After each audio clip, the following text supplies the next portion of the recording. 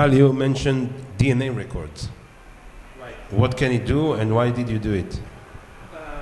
Basically, you probably, some of you know, there's a company called 23andMe, and they let you spit in a little Test tube, and they sequence your DNA for various known issues or mutations or anything you want to know. And the interesting thing about them, in comparison to other organizations that already did it before, is the fact that they come up with insights of their own. Like they would say, they would discover, already discovered specific correlations between specific genes and the fact that people have curly hair. And that's totally their discovery. So they ask and engage with surveys their customers all the time, and they publish new insights and revelations all the time. And that's a very cool model, and I think we'll probably see it in less grandiose things like genetics, in niche things, but the model is pretty much the same.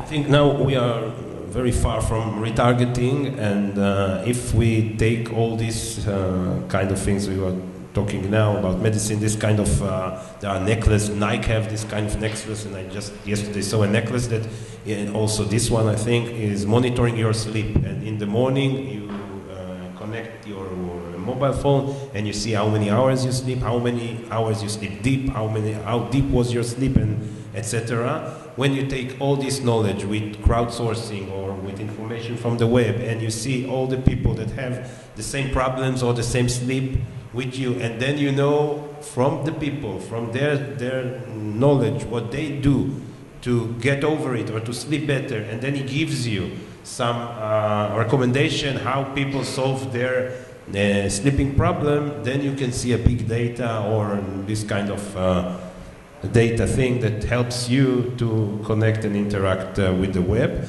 I want to go, we are getting close to the end, but I want to go to a subject that maybe like big data is just a phrase that will go over from the world, privacy.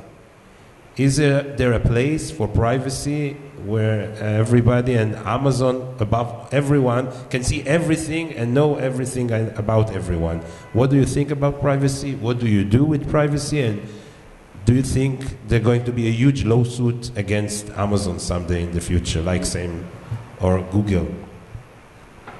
All right, good question. So certainly I'm not associated with the retail side of Amazon, but I do know that those folks are extremely careful with how they manage data. There's a clean separation of the personally identifying information versus the order information. There's a lot of tracking, there's a lot of rules. The everyday employee certainly doesn't have the ability to simply go into a record and say, okay, what did Jeff buy today? What did you buy yesterday? And so forth. That's very carefully monitored. There's actually there's systems in place that say let's protect that information. There's levels of encryption, there's levels of security, there's training, there's policies.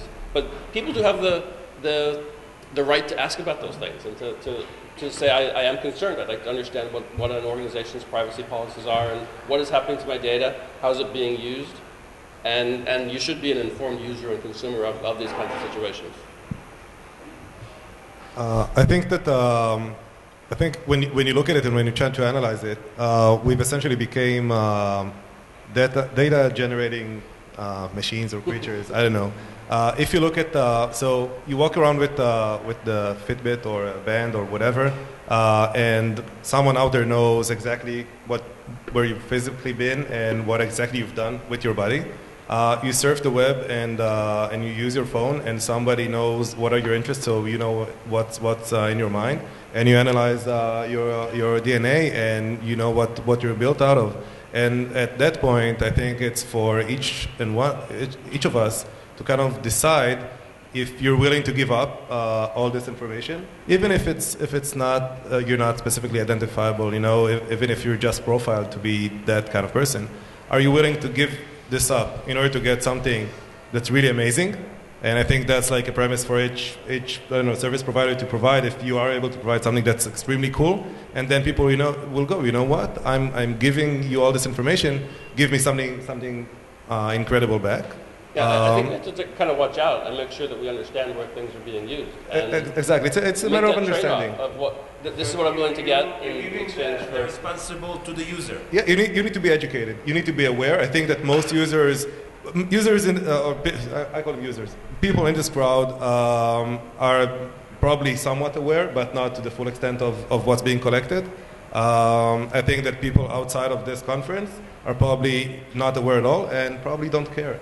And I think it's really a matter of responsibility, maybe even education, to understand, to be responsible to what's being done with your data, and then make an educated decision. I think that what's being deprived from most people is just this knowledge and education of where they stand.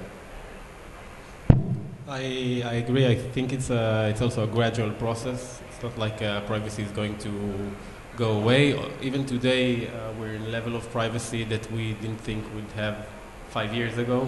If I would come to you and tell you everyone would put their own profile page, a picture on the web next to their name and not alias, some people would say I'm crazy.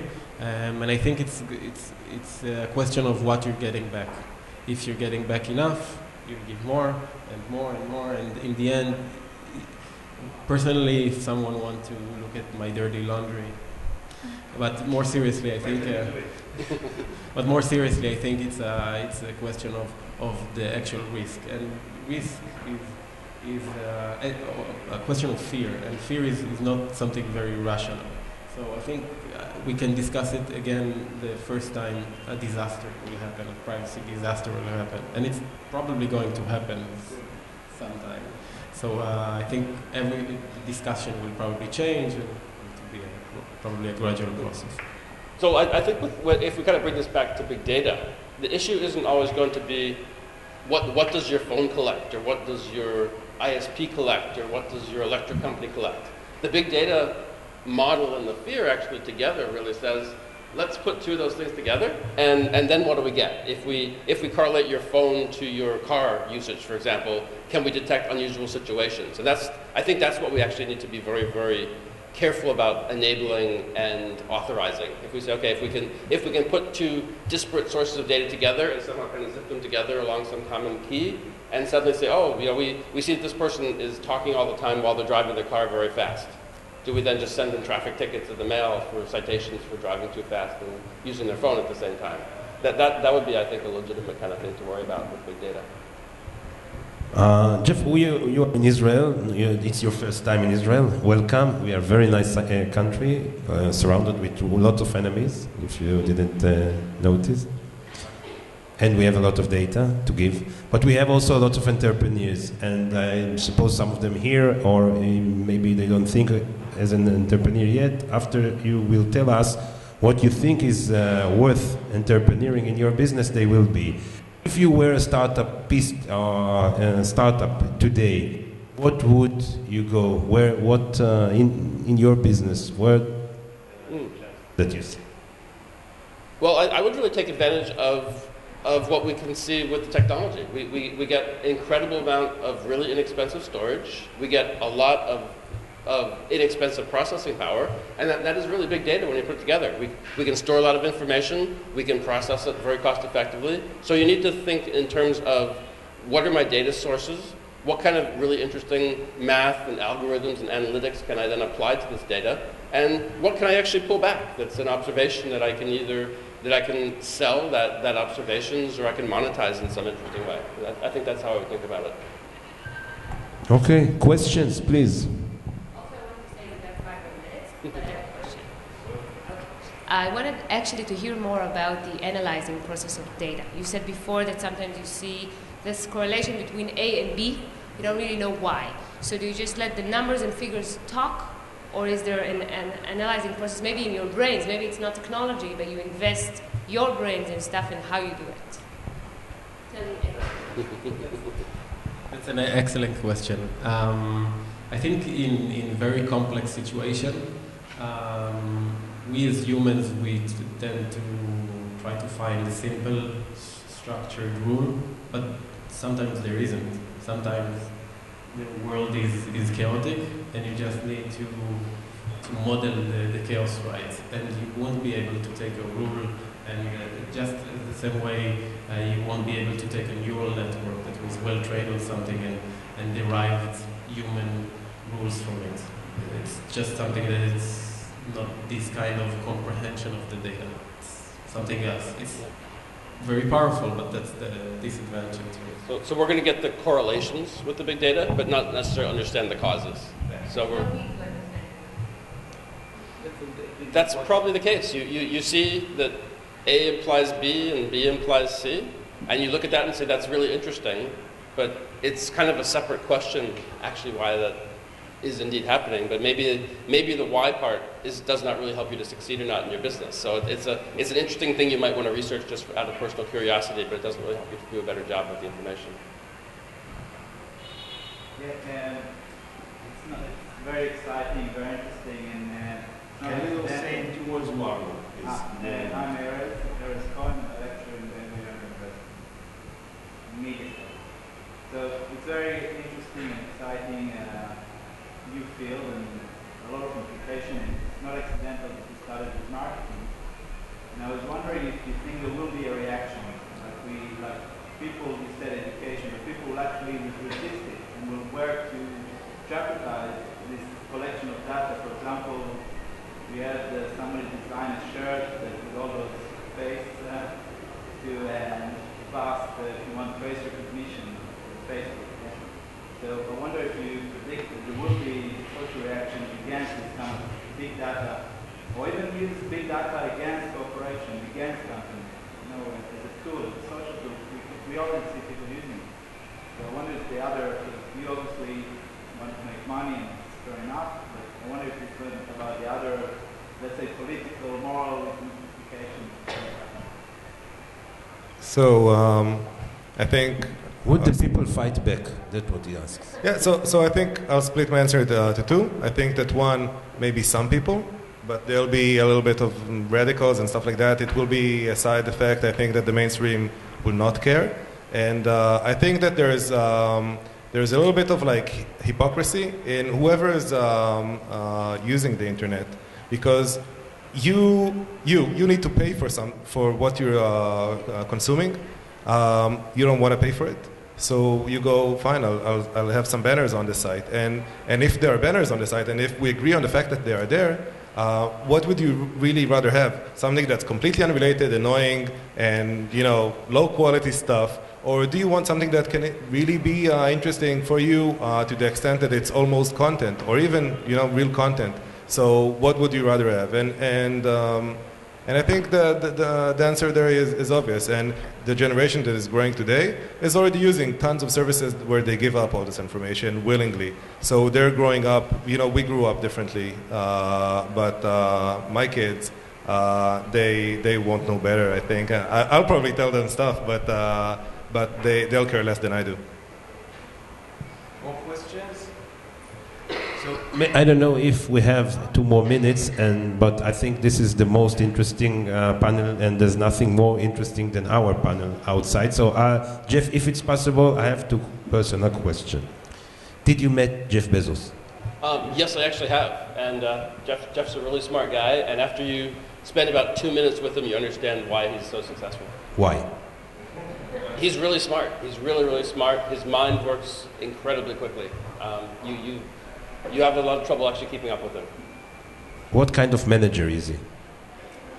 I've never had to actually be managed by Jeff, so I couldn't tell you. But people are talking in Amazon, I think. No, you heard something. When you go into a meeting with Jeff, you go in with a plan, and typically it has to be no more than 6 printed pages, and you can't 6 printed. 6 printed pages. It's a lot. And whenever you put a plan together, you generally know that you've got a lot of strong parts, and maybe you know that some part somewhere in there is maybe a little bit shaky. When I've watched him read those plans, he goes through and he finds that shaky part within about 15 seconds and zooms in on it, and it's like, hey, what about this thing? And you're like thinking, oh no, he found the secret weakness. Amazing. What do you think he's going to do with the Washington Post? No idea whatsoever. Nothing. That's his personal investment. That's not an Amazon investment. So, what's the next step? Amazon is Amazon, and then Kindle, and now AWS. Amazon Web And Services. what's the next step for Amazon? You think? we don't publish roadmaps. We don't really try to expose the future. So we have a very different model than most companies, where a lot of companies will try to paint a picture of the future before they have any actual product, before they have any offering, try to get people hooked on the vision rather than on the reality. Our model is very different. At the point when we announce something, it's tangible. You can hold it on your hand, and you can go and you can use it, or you can buy it. And so that seems to work a lot better for us than. So you don't have in Rosh Hashanah a vision talk with Jeff Bezos that says we're going to there, or like Steve Jobs. They undoubtedly exist, but they don't get shared with me. Not Rosh Hashanah dinner in Amazon. Correct. Okay. Thank you very much.